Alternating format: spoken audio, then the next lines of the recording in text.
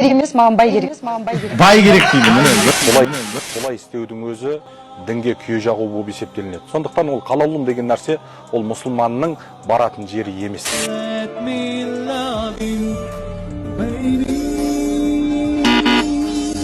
Әдейі міне діндегілер де біздің жаңағы бағдарламаға қатысып отыр деген сияқты.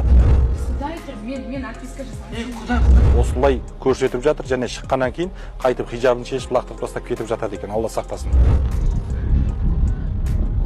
Бұл дінмен ойнау болып есептелінеді. Ал дінмен ойнау дініміз шариғатымызда дінде шығарып жіберетін істерден.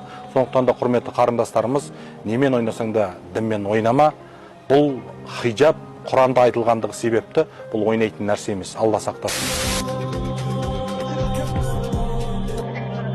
Ал бұл нәрсені істеп жүрген адам өте үлкен күнәһар болады, Алланың алдында жауап береді. Хижабты мазақ қылғандығы үшін.